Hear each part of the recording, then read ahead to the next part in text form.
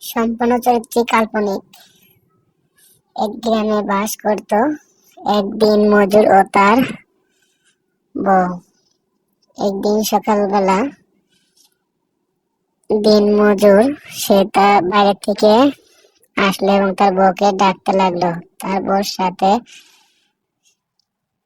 দেখা হলো। তারপর দিনমজুর বলছে, ঘরে তো টাকা পয়সা নেই, কেমনে সংসার চলবে? কাল সকালে আমি কাজে বের হবো। বউ বলল, তুমি চিন্তা করো না,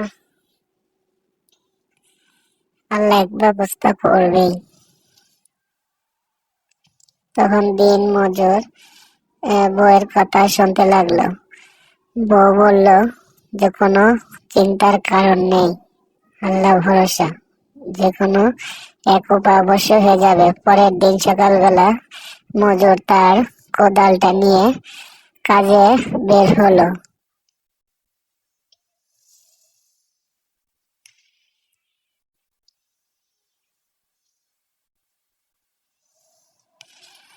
আর ঘর থেকে তার বউ তাকে বলছিল যে খালি মুখে যেও না, কিছু খেয়ে যাও। তারপর দিন যাওয়ার পর মজুর কোথাও কাজ না পেয়ে ইট ভাটায় কাজ নিল। সে ইট সারা দিন রোদে পড়ে বহন করার পরে ক্লান্ত শরীরে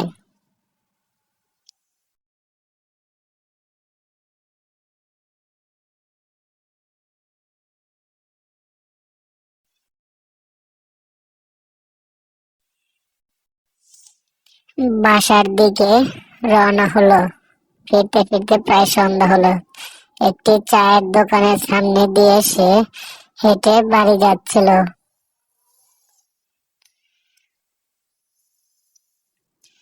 হঠাৎ তখন বৃষ্টি শুরু হয়ে গেল।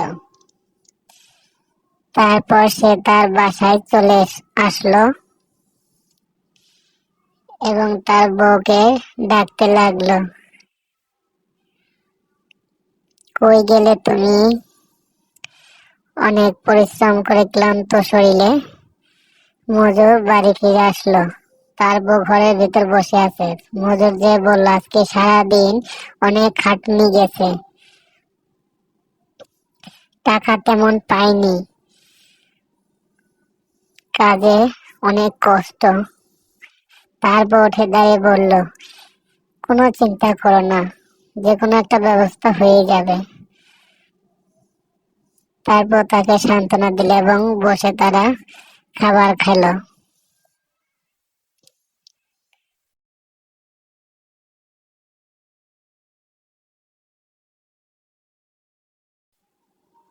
একসাথে খাবার খেয়ে তারা আনন্দ করতে লাগলো।